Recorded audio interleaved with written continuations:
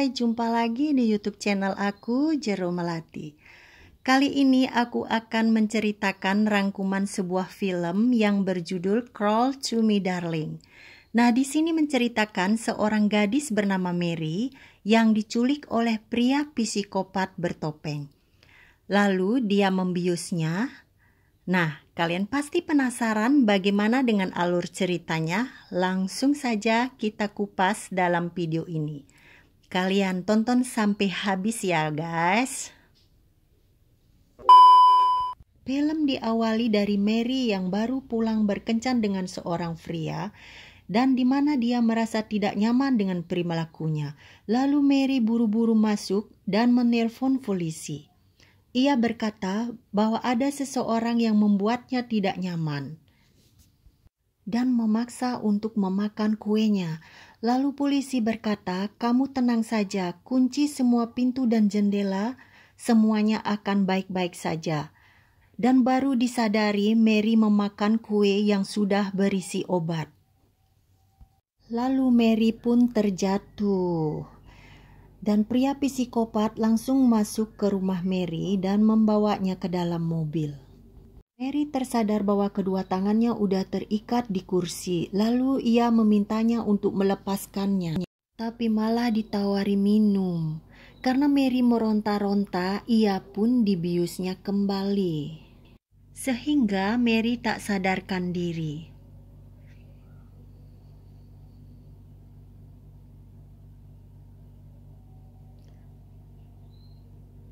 Lalu Mary pun tersadar kembali dan ia melihat kukunya telah terpasang kotek. Tak lama kemudian pria itu langsung menyetrumnya lagi. Ia pun meminta agar Mary tersenyum dan menyapanya. "Selamat pagi sayang." Dia pun terus menyetrum Mary agar apa yang dia inginkan terpenuhi. Lalu Mary menyapa, "Selamat pagi sayang." Setelah itu, psikopat menyuapi Mary dengan selembar kue tawar. Lalu Mary menyemburkan ke muka psikopat. Psikopat mengambil kembali kue yang dimuntahkannya. Lalu menyuruh Mary untuk memakannya lagi.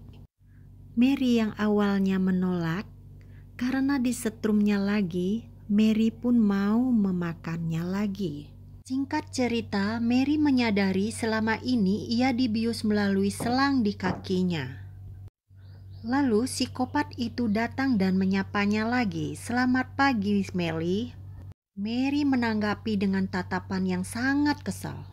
Pria itu pun kesal lalu menaikkan daya setrumnya. Sehingga Mary menggigit lidahnya sendiri. Setelah itu psikopat meminta Mary untuk memakan makanan yang udah disiapkannya. Karena Mary makan terburu-buru, pria itu pun langsung menyetrumnya dan membiusnya lagi. Tapi kali ini Mary menyumbat selangnya dan berpura-pura pingsan. Lalu membawa Mary ke kamar mandi dan membuka semua pakaiannya. Si psikopat pun memandikan Mary seperti dia memandikan bayi. Mary pun mengambil gunting yang ada di dekatnya waktu psikopat pergi. Lalu psikopat kembali lagi dengan membawa odol dan menggosokkan giginya Mary. Mary kaget mendengar ada suara wanita, sebut saja Sarah. Lalu Mary mengurungkan niatnya untuk menikam psikopat. Lalu pria itu mengangkatnya dan menggantikan bajunya Mary di kamar. Ketika psikopat kembali ke kamar, dia sudah mendapatkan Mary tidak ada di tempatnya. Lalu psikopat cepat-cepat mengambil obat bius dan topengnya, lalu mengejar si Mary. Mary yang masih pengaruh obat, dia pun berlari sambil sempoyongan. Lalu si psikopat menangkapnya kembali. Dan Mary kaget kenapa psikopat tidak memakai topengnya.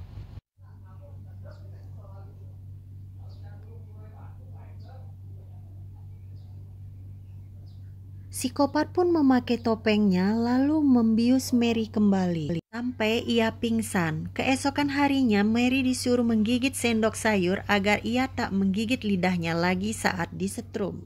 Psikopat pun menyetrumnya lagi sampai ia pingsan. Keesokan harinya Mary tersadar. Ia dibawa keluar oleh Sarah yang didengar suaranya kemarin. Si Sarah minta Mary untuk kabur meninggalkannya, tapi Mary menolaknya. Dan ia ingin kembali ke psikopat.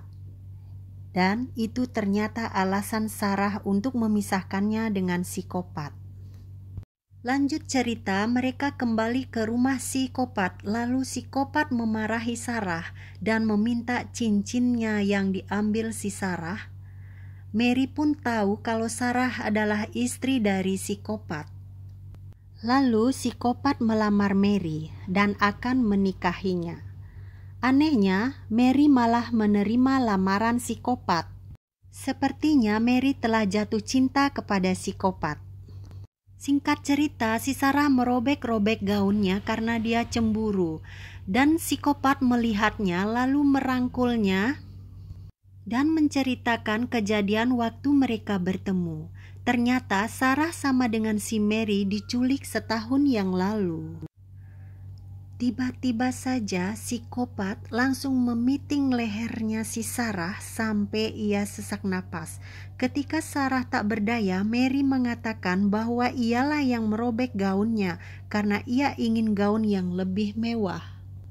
Si Mary terpaksa berbohong agar si Sarah selamat. Lalu psikopat pun pergi untuk membeli gaun yang lebih mewah. Malam harinya si Sarah menghampiri Mary dan ia bercerita bahwa dirinya sangat mencintai psikopat.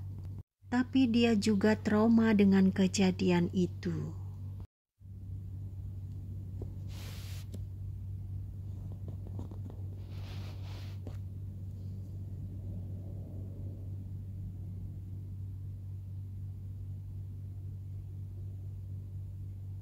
Scene pun berganti ke si Mary dan psikopat yang sudah melakukan enak-enak. Mary pun sangat menikmatinya. Lalu Mary dandan untuk pernikahannya. Setelah itu Mary menikah dengan psikopat dan disaksikan oleh Sarah. Sarah pun sangat cemburu kepada Mary. Lalu psikopat memakan kue yang dibawa Sarah. Lalu psikopat meminta Sarah untuk memakannya juga. Yang terjadi, kue itu malah dilemparnya ke wajah psikopat dan terjadilah saling lempar-melempar kue.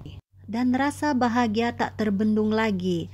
Psikopat lalu memeluk si Mary dan ia pun terjatuh.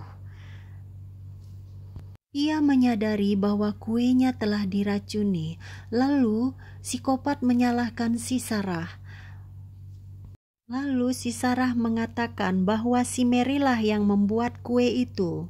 Lalu psikopat meninggal dan Sarah lanjut memakan kuenya juga karena dia ingin mati bersama orang yang ia cintai. Cerita pun selesai.